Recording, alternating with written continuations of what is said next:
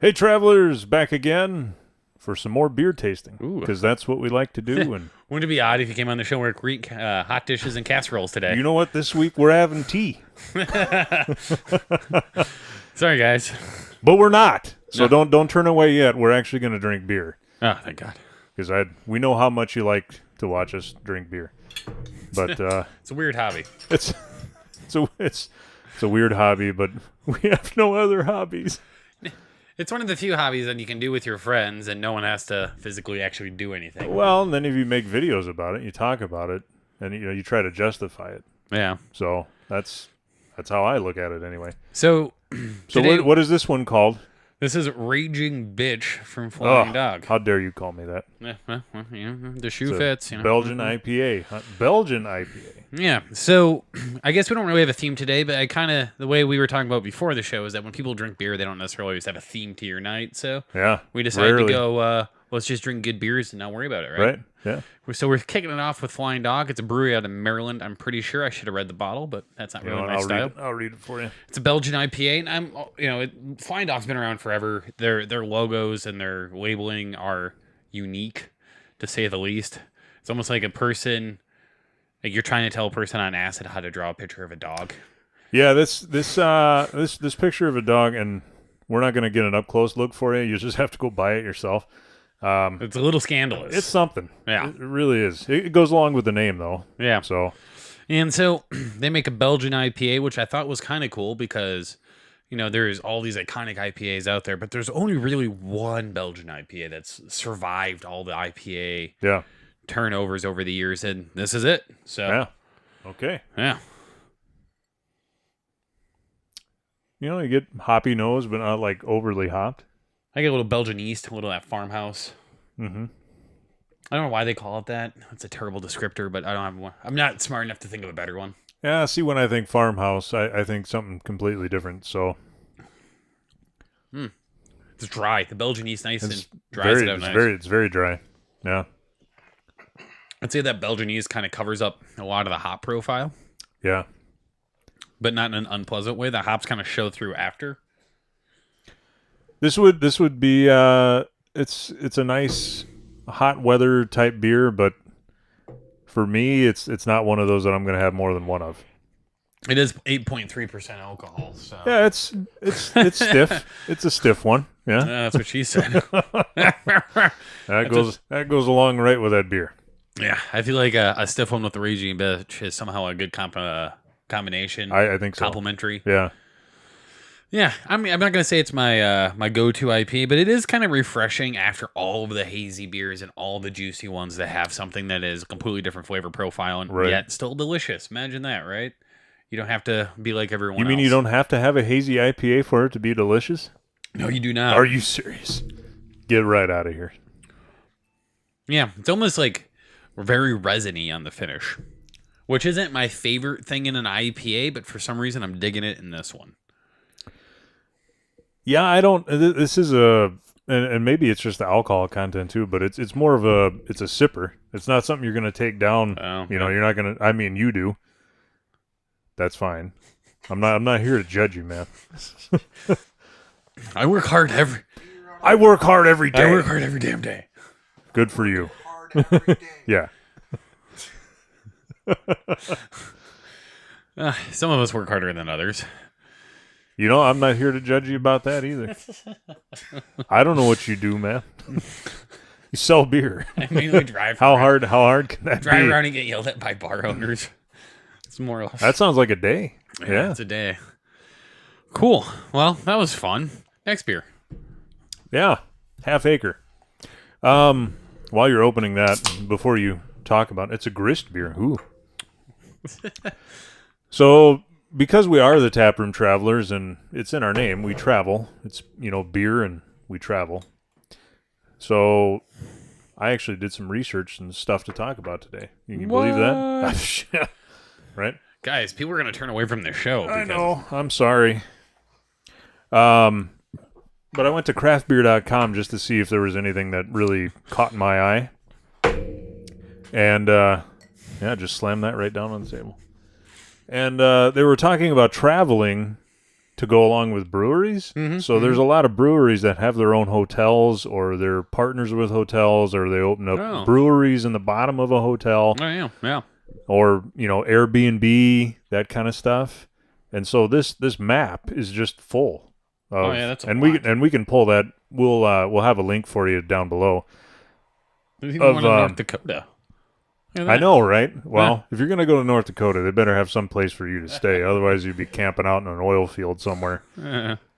At least that's the way I understand assuming it. you'd be trampling. Never been to North Dakota. I have no idea. Buffalo stampedes. I mean, even Nebraska's got Pal's Brewing Company.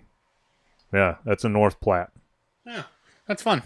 Yeah, so it's kind of a fun thing, if you like to travel and you want to stay at the place that makes the beer you're drinking. Yeah, and of course, the Dogfish Head hotel or motel, I guess, is on there. There's also Stone has one. Yep. Brewdog. Yep, they opened one in Ohio. I know Brewdog's a big controversial thing right now, but why is it a big controversial thing? They had some, I don't know. They had some stuff going on. I can look it up. All right, fair enough. We'll get that for the next episode. Yeah. We'll talk about Brewdog maybe. If we remember. If we remember. Anyway. I thought I'd talk about that a little bit, traveling. And beer. And beer. I don't get much. So this is Half Acre, what's it called? Volo? It's supposed to be... It's supposed to be a wheat beer. It seems like an American-style wheat beer. But that is relatively clear for a wheat beer. Usually wheat beer is the original Cloudies, Yeah. The OG Cloud. And it's... I think I just named a beer right now. It's very bubbly. Yeah. This is not at all what I was expecting it to look like. Not a lot of... And maybe it's because I just drank a Belgian IPA. Yeah.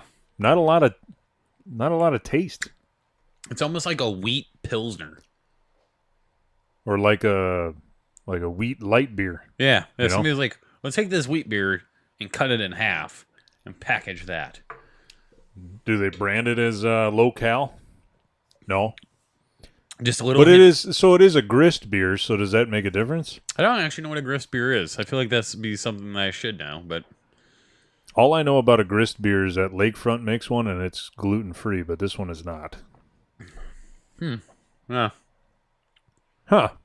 It is only 4.8, so quite low for this vlog. It's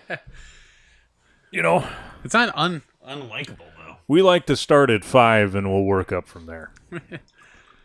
It's not It's not, yeah, it's not, I'm not going to say that it's undrinkable and it's awful, but...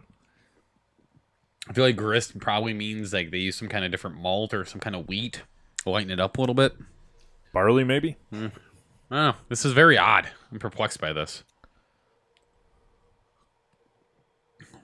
It's a lagered wheat beer. Wow. Does that make a difference? Yeah, that does make a difference. Okay. Lager East, that's why I said it was kind of like a Pilsner wheat. Go. So, wow. Troy nailed it. Way to go, Troy. Yeah. It's like you know beer and stuff. Yeah, trust your palate, That should be my catchphrase. Trust your palate. Trust your palate. So what makes it so bubbly then? I'm assuming it is crazy bubbly. Yeah, they carbonated the crap out of it. It almost has it kind of has that Pilsner. Did they naturally carbonate and then just force carbonate the crap out of it? That way you can just get extra carbonation? Double carbonation. That's what you never see. You always Nobody's made a double carbonated beer yet. Oh, come on, Beer World. I hear double IPA, triple IPA, double stout, never double carbonated. Double Bach. Yeah. Yeah, never double carbonated. CO2 is the unsung hero of the beer. I think so. Mm-hmm. Yep. Mm-hmm. I don't know if I'd buy a case of this, but it's definitely worth if you see it at a store, worth having. That's worth a try. If you're at a bar and you see it on especially if you're hot and you're not looking for anything overly heavy. I mean, if I got done mowing the lawn and was drinking this, I'd probably be way more enjoyable. That's an episode we should do, lawn mowing beers. Mm. Yeah. It's essentially the next episode, isn't it? Yeah, sure. Whatever, man. You do you, man. All right, so to round this out, and one of the previous episodes you probably saw one of these guys, so Skeleton Crew Brew out of Onalaska, and they happen to be in the Wisconsin Hot Passport Get yours today at hotpassport.com. Don't drink without your passport. That's right. You can use the promo code Taproom Travelers and get $5 off. Oh, What a deal. Taproom Travelers. How did we come up with that? I don't know. That was the first thing I could think of. You know, Get that open. I don't have any fingernails. I got this guy. And these are massive crawlers, by the way. I just cut my fingernails as well. You know what we could do is just put it in a paper bag and go drink it like malt liquor. Rosie and a skirt. Oh no, you leaked. You failed. Story of my life. Yeah. You want more evidence of it? Go talk to my dad. Yes, I'm getting you some, Alex. I can see your hand pointing. Got it. All right. Hooray. So what beer is this now, Landon? This is a Mutiny Maple Porter. Ooh. Yeah. You had me at maple. Yeah. You had me at Mutiny. Love a good mutiny. Landon, you're number one guy to take over a ship and sail at the opposite direction. That's right. We're not going there. We're not going there. Tortuga? No way.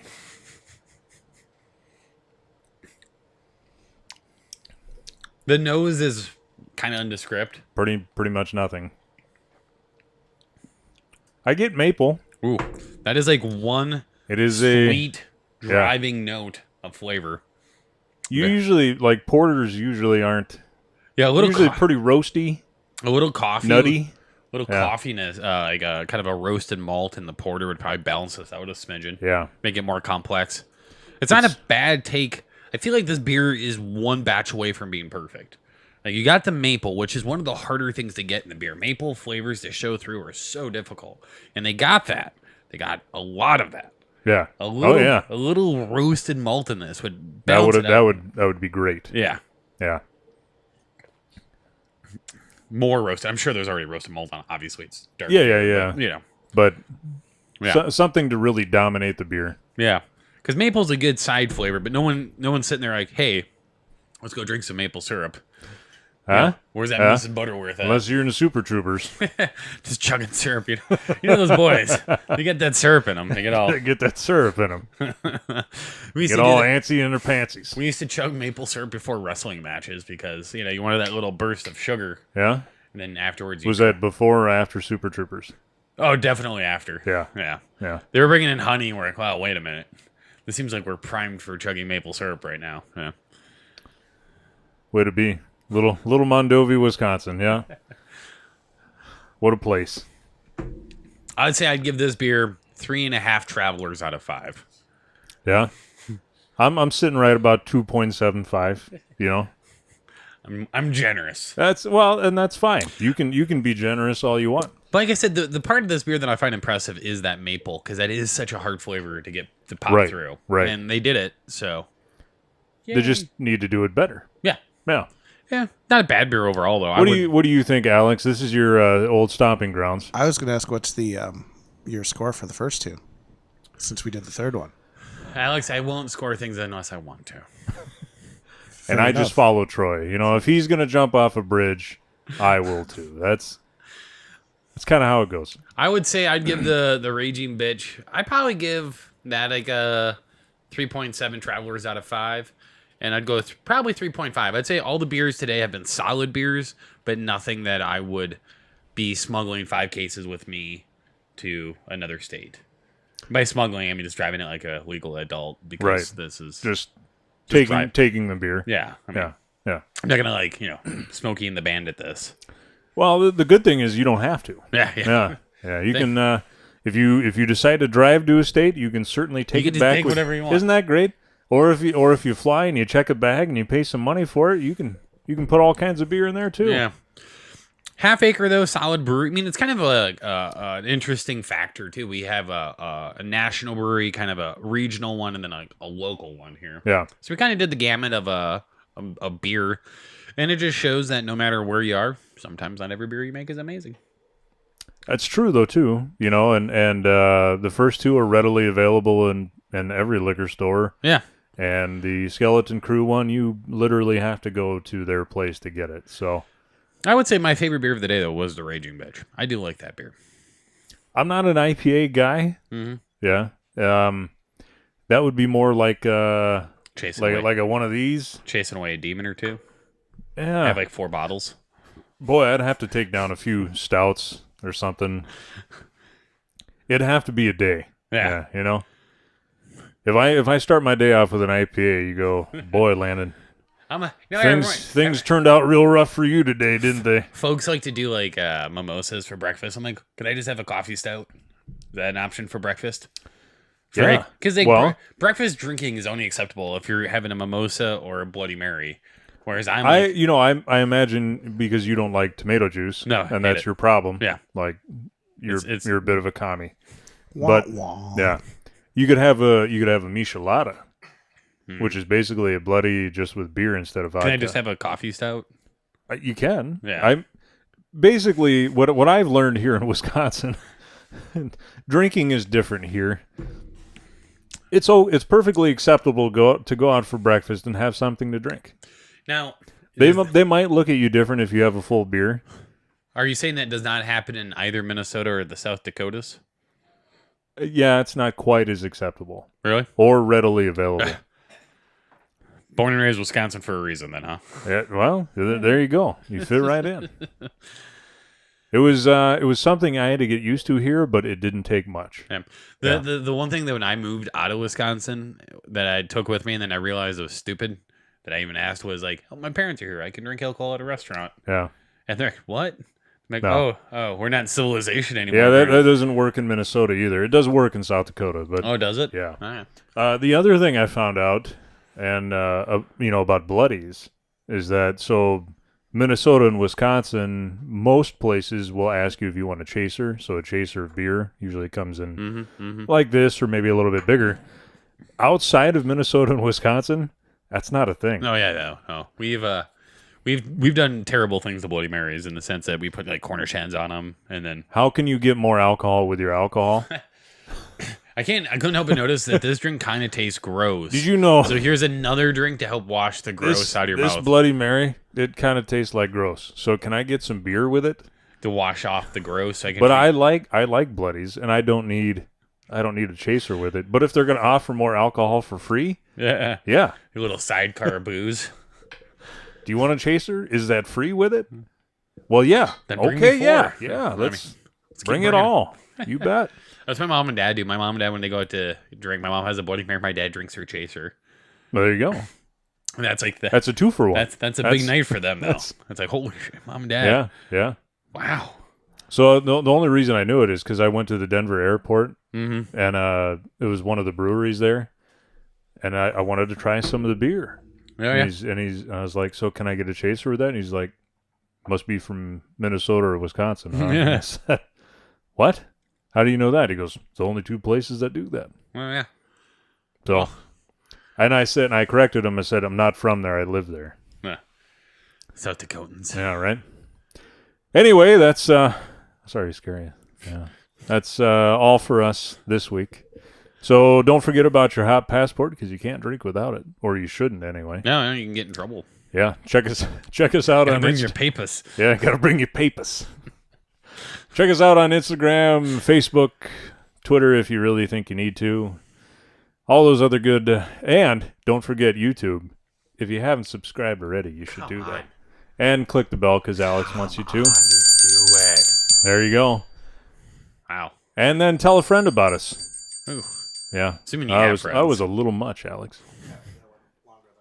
Anyway, from all of us here at Taproom Travelers, we'll see you next week. Prost. Hey everybody, thanks for watching. If you like what you saw, you can click down below where there's some more episodes for you to watch. And don't forget to like, comment, and subscribe on episodes that you do watch. We hope to see you next time.